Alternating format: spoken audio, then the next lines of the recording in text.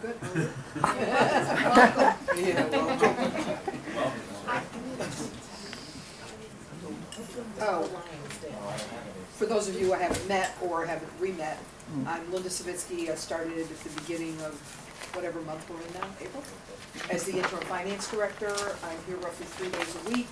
And by way of background, I was a finance director in 3 towns, was a tax collector, worked at the state, was involved with the West Haven Oversight Board, Bridgeport, Waterbury, and since '03 have been doing consulting with cities and towns in Connecticut, so you know who I am and where I've been. And I'm from Shelton originally, so I'm like a neighboring valley person. Do you have anything else that you would like to ask? No. Does anybody have any questions? Finance, from the finance department first. 45.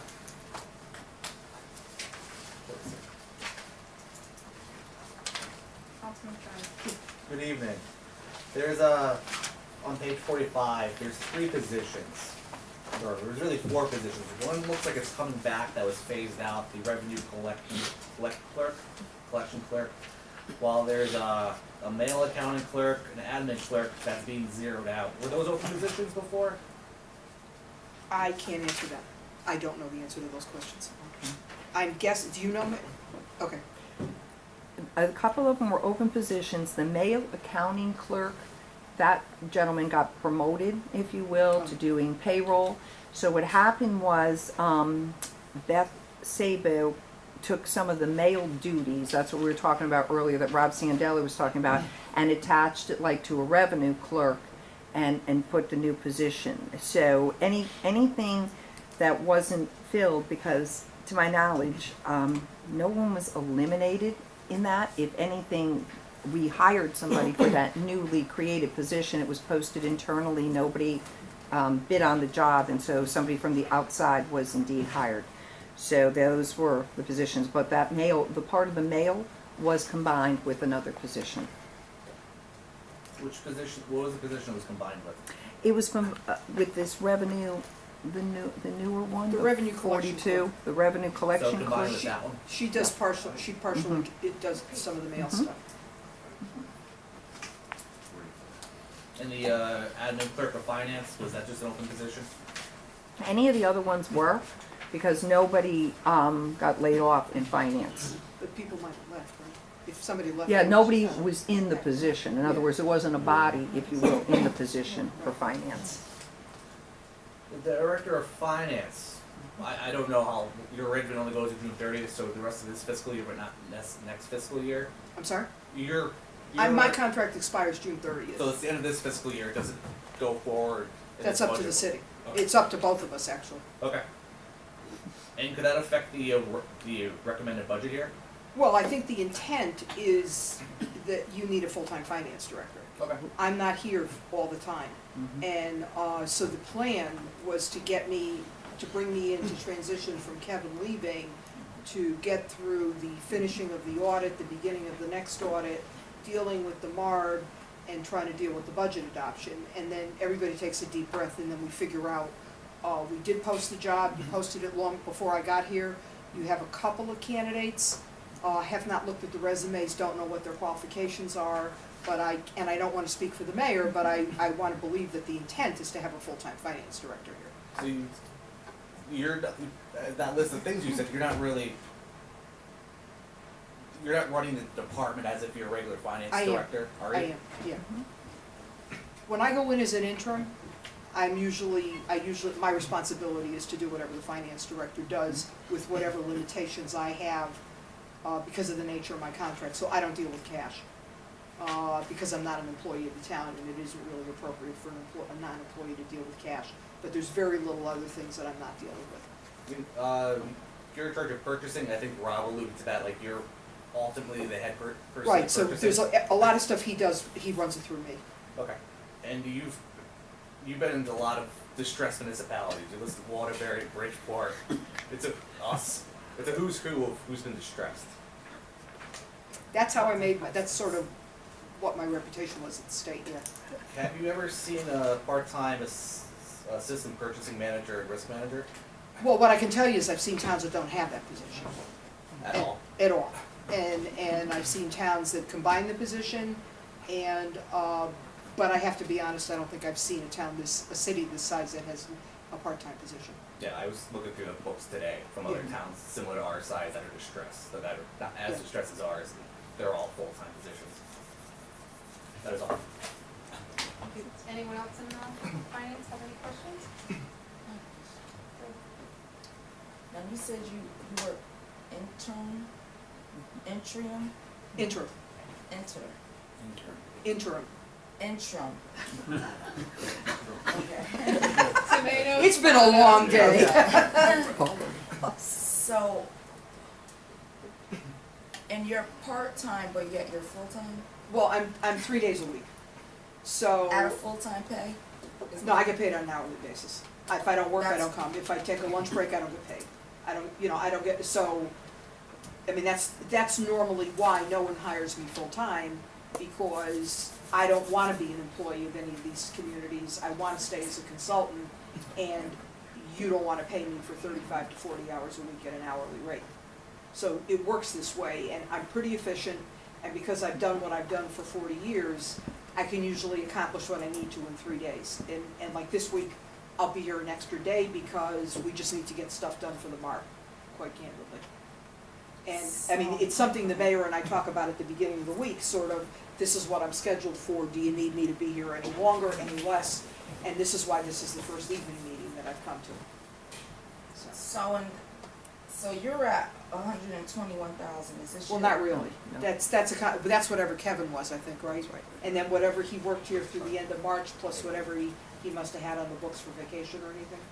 Okay, so he's gonna take that with him. I just don't see where you fit in to the 121. I'm using- And where's your salary coming from? I'm actually not sure. Can I answer that? Yeah, please. The salary's coming from Kevin's not here anymore, so we take it out of the wage line item until we have a finance director. And then we go from there, so that's where the salary's coming from, because Kevin didn't take, he had a payout, but not a large payout. I wanna say it was a couple of weeks, so it didn't like overthrow the line item like some of them would have. So, yeah, that's the line item, it comes out of the wage line item, it absolutely does. Okay, so where's the wage item? Right, the first one. The first one. Oh, here we go. Oh. Okay, so that's kinda like just a little pot in case money is needed.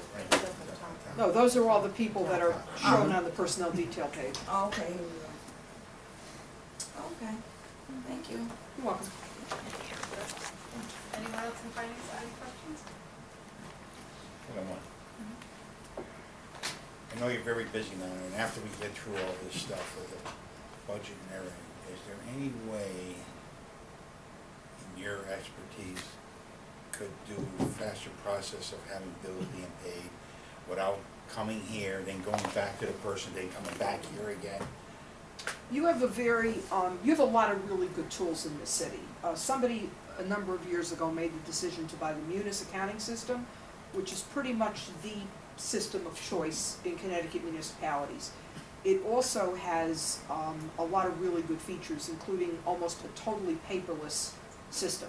So requisitions start at a person's desk, they go to an approval process in a department, it goes to the purchasing position reviews it, does certain things, signs off on it. In some places it hits the finance director's desk, otherwise it gets converted to a purchase order, goes out to the vendor, which can also be done electronically, and then when the invoices come in, it's a match through the system, and it really can be done very paperless. That is not the way the system works here. The system is kind of a hybrid of what perhaps you used to do, and then the Munis system came in, and which is very, very common, is people keep doing things the way they always did it, even though you now have a new system that can really sort of shortcut the way you do things without harming the integrity of the process. So I think the fair answer to your question is yes, I've already identified some areas. The mayor and I have had some conversations about this. You have a lot of terrific people supporting you, your healthcare consultant, your property casualty consultant, your financial advisor, your bond counsel. You have a really good team of advisors. It's also putting everybody's head together and figuring out and making sure that we're doing things the most efficient way we can. And again, it's more because of probably having done what I've done for so long. And most of the vendors are the same. Most of the towns have Anthem, most of the towns have this, most of the towns have that. You can cut right through it and figure out that there's gotta be a better way to do something, save time, save efficiency, saves the town, saves the city money in the long run.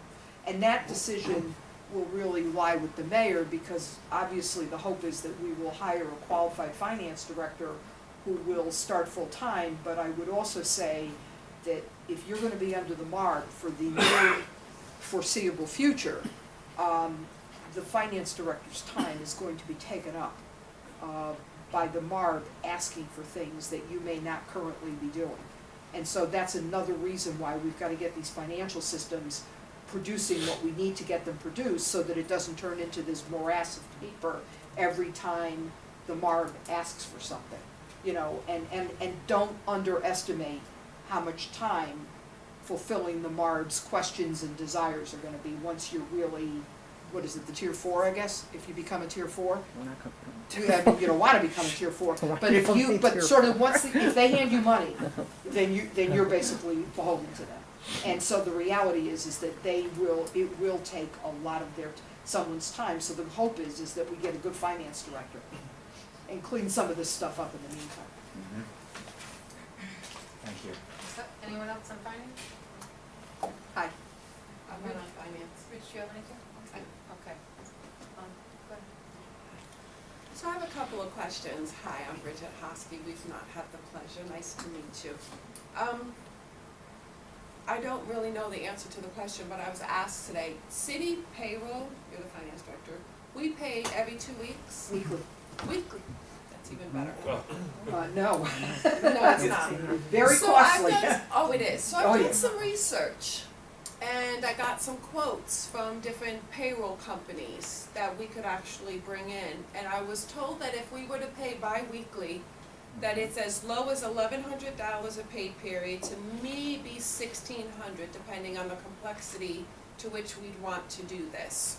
So in your professional experience, are we doing ourselves an injustice by not having an outside payroll company? No, I have strong reservations. I've been in towns that have payroll companies, and I've been in towns that don't have payroll companies. You have to have someone doing the payroll. You can't farm out the whole process to them, because it's your record keeping, it's your timesheets, it's your everything. You have already paid for the module from Munis. It's already bought and paid for. So if you then, and there's a maintenance agreement, but I believe the Board of Ed is also using Munis. So if you decide to outsource the city payroll but not the board payroll, you're paying double. Because now you're paying the maintenance agreement and you're paying an outsourcing Well, the whole company. thing, if you did the city. We don't have the authority, I don't think, to tell the board to outsource their payroll. I think the Well, board has. if we went to them and we suggested as a way to save money. Well, they're bi-weekly, I believe. They're bi-weekly, the board. The And board. we're weekly. Right. The Board of Ed. Right, and the other piece of this is, I just left the town, in fact, the town that Kevin went to work for, where they also have a weekly payroll, and the cost of doing the weekly payroll, town only, no Board of Ed, significantly fewer people than you have, was way over $60,000, closer to $70,000 a year, which in their case isn't a money savings anymore. It really isn't. You still have to have the person doing the payroll. So you know, there's no way to avoid having somebody internally doing the payroll. Well, right, there's jobs they would have to do, that's why I'm asking, but if you were, as the chairman has said, if we start to consolidate and bring services together, if the BOE and everyone, we kind of try to figure out a way, instead of talking about it and actually starting to do, we could, I'd be then, more inclined to say, yeah, let's look at consolidating the payroll function, but you're not gonna gain in efficiency as long as everybody's getting paid weekly. That's gonna be your challenge, because someone is constantly doing payroll. because that costs money too to pay people weekly. Absolutely. It's an The ma- additional cost. Well, the majority of our folks, I think, are direct deposit, so right then and there's a There's a savings, savings. because you're not printing checks. But the fact is, you're doing repetitive work weekly. when you do it bi-weekly, you really gain a lot of time in that other week, that really, other things that should be done can be done. But as, I haven't looked at all of your contracts, and the mayor and I haven't even had this conversation, but I think that you have to look and figure out why are you doing it weekly, and how did you get to that? Right. And if you wanna get out of it, what's it gonna cost you to get out of it? And so, with all due respect, dropping a payroll service on top of that, without really looking at all your internal, exploring all your internal options, including consolidating the payroll function with the Board of Ed, you're maybe a little premature to do that. You Oh, wanna, no, you I wanna mean, look I'm at just the- asking Yeah. what the options are, so moving from like the weekly to, you know, twice, bi-weekly, have we looked at that cost savings and who's, I haven't been Right, here long okay. enough to, Oh, I've no, only no. been here 3 weeks, and I was actually out sick for one of them. oh, So yeah. so I really haven't had a chance. I just know by asking the basic questions that you usually ask, how do you pay people, how often do you pay vendors? You know, and that's when you begin to realize that there are repetitive functions that could probably be corrected or changed or Right. modified, but it comes at a cost. And it's sometimes costly to get. I mean, some towns will do everything in their power to get away from it, and some towns, the unions have just made it very difficult to get away from it. Because the unions, if it's part of a collective bargaining agreement, nobody wants to give something up without getting something back, realistically. That's it. That's it. Anyone else have any questions? So Linda, I'm glad you're here. Oh, thanks. I don't know if you're glad you're here, but I'm glad you're here. I'm glad she's here. Excuse me. So I just want to piggyback on Bridge a little bit, and we're on infotech data processing, which you oversee, right? The Dave Richards and the. Oh, yeah, Yeah. yeah. So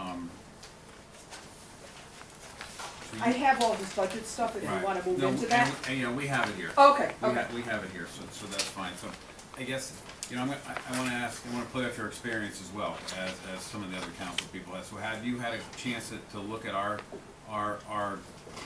infotech data processing functions, and are there any recommendations that you have to improve efficiencies, or are we doing pretty well in that Honestly, respect? it's too soon. It really is. I mean, right now, it's more of catching up with a pile of stuff that's just accumulating. Mhm. So I don't wanna sit here and say to you, oh yeah, I figured it all out, when I just really haven't had a chance. I know who to ask when I need something, Mhm. but I haven't had time yet to really delve into that. And I'm hoping that once we can get past next week and really understand what our timeframes are with the MAR, because quite candidly, I don't think anybody expects everything to get done by next week, particularly because of the state legislature. If this drags out for a few more weeks, then I think the month of June is an opportune time to really take a hard look at some of this. Thank you. How are you? Hi. I was wondering if you could help us, by looking at, like, last night, the, police department was before us. And they said to us that, for an example, on page, is it 61? Okay? 61, back, see where it says manpower, OT, and I'm just using this as an example. The manpower OT, they said to us, was contractual, okay? I'm not there yet, hang Oh, on. I'm sorry. 51 isn't police, No, so that's. 61. Oh, I'm sorry, I thought you 61, said back 51. 61, and I'm It just, says PD manpower. Got it. right, Okay. and I'm just using this as an example, cause I'd like you to, see if anything else stands out, before we have to make our decision on May 3rd. But they asked for 1.3 million. The, mayor gave them 1.1, okay, that's a $200,000 swing Yeah. to them. And they said to us, well, they could maybe take, the SRO officers, the money from the Board of Ed, which I'm hoping they don't touch the board, SRO officers over at the Board of Ed side, but again, they're under constraints with money-wise. So do we know if they're gonna have 8 or 10 or or whatever, we don't know that. So my thing, it just clears out, if you know something's contractual, you're shorting it $200,000, that's adding to a deficit. I mean, that's just one item, like, we looked at the office supplies in central services. To make these cuts, they might look good on paper, but at the end of the year, we're still gonna have these holes. Well, but as an example, if I'm looking at the right line item, which is the PD manpower overtime you're talking about, Correct. they only spent $734,000 in 17. No, and they- they said that was, that's why they had to increase it, because they were constantly running over and over, so they tried to correct them. Well, I guess, It's I not guess true? That's not No. what they Do you want me to say what they No, said? I really- Okay, then I don't don't. ask me. no, I mean, my concern is that's a Right, doubling. Hold on, please, go ahead. That's a doubling of what they said what they actually spent a year ago. So they're going from 730, without knowing anything about what's behind these Right, numbers. right. They spent 733, they asked for 13, that's almost double. So there's gotta be more than just contractual going on there. Or did they charge things to a different line item than the 733? Right, they told us it was contractual, and that they would, that's what the number was, so that's what I'm saying. Like, we have to vote on these numbers, and I don't, if you're gonna do a contractual of 1,300 and then supplement it somewhere else, like they said also last night, I'm not just picking on the police department, it's just fresh in my mind. They had crossing guards. Oh, we budget for the crossing guards. Oh, that's good. Who pays the unemployment when they're off in the summer? No one had the answer. Okay, I'll look into that. And I was looking, for a figure of that. Then I was asking, events coming up. There was a huge road race a couple of weeks ago. The police are doing that. They said it comes out of inner city, but there's no breakdown of the inner city funds. So, like the fireworks, the Savin Rock Festival, that kind of stuff, but that just, popped out at me, and I was wondering if you could go through the budget contractually and see if it's ridiculous if we know we're gonna spend $1,300, $1.3 million, and we put in 1.1 million. You think that's okay? Well, I think what I need to do is, the first thing is, you're all looking also at 1231 expenditures. So what I need to do is run a report and see what have we actually spent through the end of, because we're pretty close to the end of April now. Correct. And let's see how much we've spent, because now we only have May and June left to go. And if you match that up against where you think they are, that gives you a better place to be for next year. And Because, the 733 to me seems like, without knowing all what's behind everything, is a reasonable number, but now this is showing that at 1231, they were already at 650. And, again, I don't know what's behind these numbers, so I don't know whether there's vacancies, workers' comp people, heart and hypertension. I don't know about how many people are actually at work every day on every shift. So, if, Okay, so she says she's gonna check into that. Yeah, I will look at, because I think we need to look at all the departments as of the end of March, and preferably now, the end of April. Can I? Yeah, go ahead. You should have all gotten variance reports that should have that information on Oh, it, okay, because you Ray, get it, okay. Ray That's just what I sent was- them all. That's what I was gonna Okay. say, And, so. police manpower is right over $1 million. Already? Yeah. And So, just so you know, what was said the other night, Linda, was that what the police department said was they get reimbursement for their SROs from the Board of Education. And that's what will supplement that line and bring it back up to, in fact, the comment was even made that it'll bring it over the 1,300, so there's an extra $100,000 there to spend. That's what the comment was made last night. That was the comment. so I need to understand how that all works. Yeah, Right. break down. right, and could you get us that figure? Because going forward, it's not a guarantee. The Board of Ed has not Yeah. set their budget, so we don't know if they're having 6 or 8. So going forward, say they cut it down and there's 4 SRO officers, so we don't have the other 4, who's gonna make up the difference then? An SRO's gotta get paid more than $50,000 a year, I would think, right? I mean, don't they? So 4 times 50 would be 200,000. So anything over that would be the extra money, I'm thinking. Did they have any state money for that? Did they get any state money? No, they did in the beginning when they started the program as a pilot program many years ago. They got a lot of state money, but then little by little it went away. Mm-hmm. I'll talk to the Board of Education as well. Right, so my question is though, these numbers aren't clear. Do you know what I'm saying? If they're gonna supplement it with the SRO officers, that there should be a note underneath it or giving us the amount why that's being used. There's no, how would I know that they were gonna use that? So I'm just saying, I will say that I like the way they do their budget. There's a little bit more detail. On the city side, the departments, they don't put their buybacks, their longevity, so they lump it all in the back. So you know, when these employees are leaving, their separation pays, you don't see it tagged to the department. Again, I just haven't been here long enough to, I and I don't think anybody's left since I've been here, so, in the 3 weeks yet. So I don't think I know what the mechanics are, what happens. I would imagine though that nothing happens without Beth Sabo being involved because she's the HR director. So she would have the personnel we would have the financial records, but she would have the HR records to know what somebody's entitled to get when they leave and under what circumstances they leave, if it's a retirement or termination or whatever.